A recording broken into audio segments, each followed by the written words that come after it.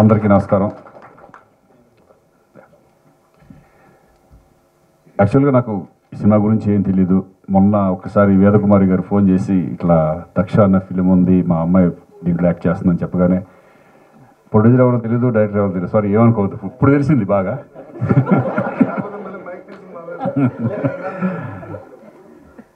నిజంగా రావడం చాలా సంతోషం అనిపించింది. ఎందుకంటే వీళ్ళ పెయిన్ చూశాను, వీళ్ళ యాక్టివ్నెస్ చూశాను, సినిమా మీద కాన్ఫిడెన్స్ వీళ్ళ మాటల్లో తెలుస్తుంది. డెఫినెట్గా ఈ సినిమా విజయవంతమని మనస్ఫూర్తిగా కోరుకుంటున్నాను. ఇక్కడ చిన్న సినిమా పెద్ద సినిమా అనేది ఉండదు. కంటెంట్ బాగుంటే డెఫినెట్గా ఆడియన్స్ ఆదరిస్తారు.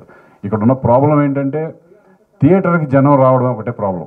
థియేటర్కి వచ్చిన తర్వాత సినిమా బాగుంటే డెఫినెట్గా ఆదరిస్తారు. ఆ థియేటర్కి రావడం ఒక్కటే మనకి ఇక్కడ ఉన్న చిన్న సినిమాలకు ఉన్న ప్రాబ్లం అది. ఎందుకంటే ఒక బజ్ రావాలి, బజ్ క్రియేట్ అవ్వాలి ఆ సినిమా మీద. ఎందుకంటే నేను చాలా చిన్న సినిమాలు నేను అన్న, ఎందుకంటే నేను చిన్న సినిమాల నుంచి వచ్చినాను కాబట్టి ఇటువంటి వాళ్ళకి నేను వస్తే కొంచెం ఎంకరేజ్గా ఉంటుంది అనే టైంలో నేను చాలా సినిమాలకి నేను రావడం కూడా జరిగింది. నాకు అటువంటి ఫీలింగ్స్ ఏమీ లేవు. ఎందుకంటే నాకు పరిచయం లేకపోతే నేను రాలేవనేమో, కానీ డెఫినెట్గా కొంచెం పరిచయం ఉండి ఎవరైనా పిలిస్తే డెఫినెట్గా వస్తాను.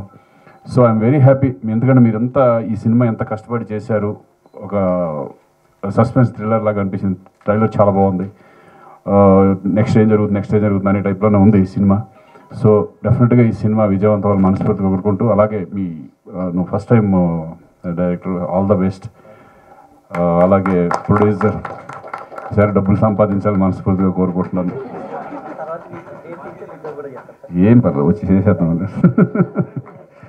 సో ఎందుకంటే యంగ్ టీమ్ అంతా కొత్త వాళ్ళు, నిజంగా వీళ్ళంతా ఎంతో ఆశలతో ఈ సినిమా మీద, ఒక సినిమా ఇండస్ట్రీ మీద ఉన్న ప్రేమతో ఇక్కడ రావడం జరుగుతూ ఉంది.